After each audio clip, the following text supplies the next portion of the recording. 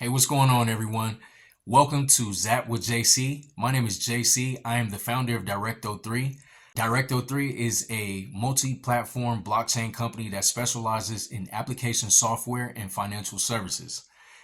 Today, I wanted to discuss a little bit more about blockchain and digital assets in the financial system of what's going on and how it's all tied together. It may make a bit more sense after I break it down, but at least you have a bit of understanding. My channel is an open mic for discussion. And with that being said, I want to give value by giving information. Even if I don't have all the answers, I might be able to give you some understanding. And then that way it makes sense for you. And then you make it make sense to somebody else. And now we're all on the same page in understanding.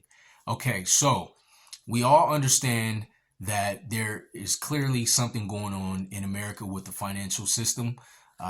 We understand that there has been a collapse in the banking system, with starting with the Silicon Valley Bank. A lot of the depositors pulled their money out within a short amount of time frame and made the bank collapse. We understand that there are still some banks that may have the capability of crashing, but the Fed is stating that they do have the necessary tools to protect the banks and depositors in case of another collapse. So, with that being said, let me explain how this kind of works. So, you have the Fed has the tools. They basically are saying that they, in other words, they have the funds to protect people's assets, which is money, right? Um, if that is the case, then that means that inflation will rise again, right?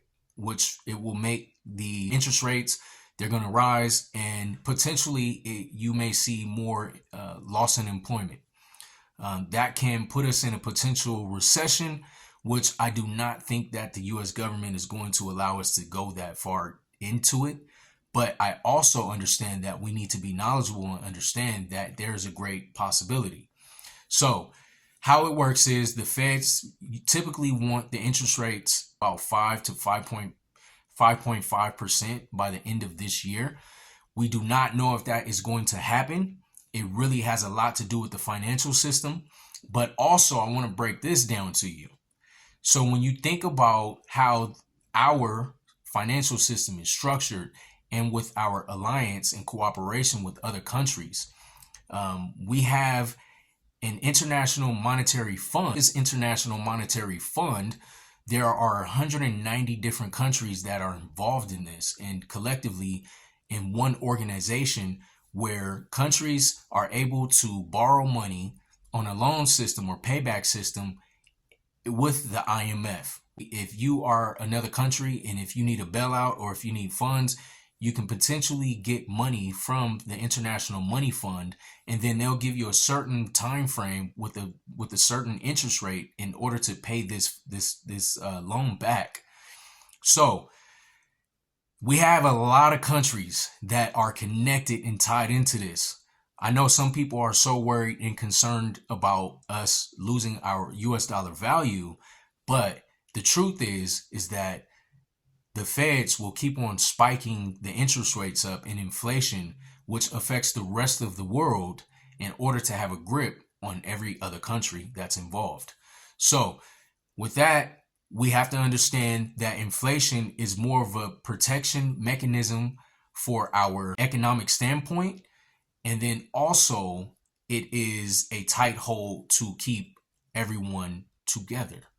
Now, the other thing is you have specific countries that are in alliance with the International Monetary Fund, and some countries are doing their own thing by creating digital currencies. And now we get into blockchain, and this is where I come in, right?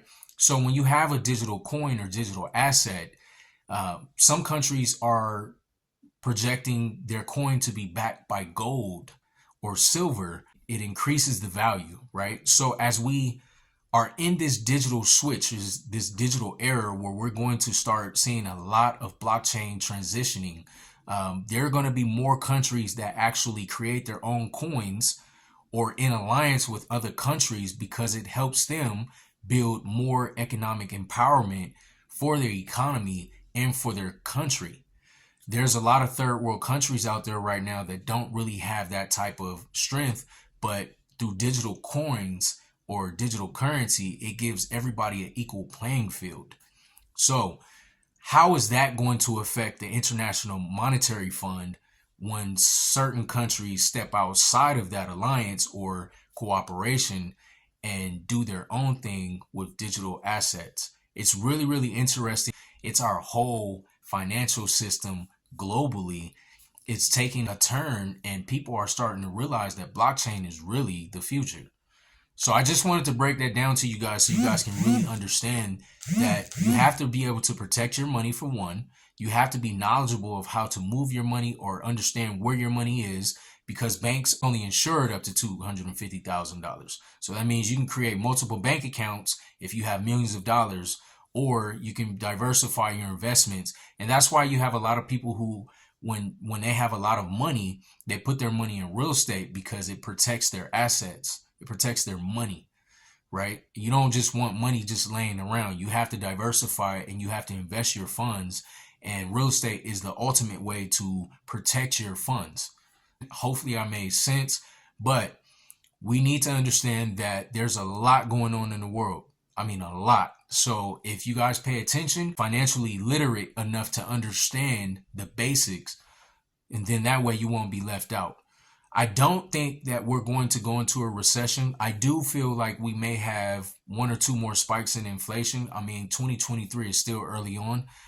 But, they're basically saying that there may be another spike. Other than that, hey, if you like what I just said right now, like the like button, share this, comment below, subscribe to the channel. I am just dropping some gems for you guys because I feel like it's very, very important for us all as a community to be able to understand what's going on. And we are in a very, very, very, very digital era. I mean, this day and age right now, if you don't know digital coins or digital assets or blockchain, then you are going to be left behind because information is king. All right, have a good one, guys.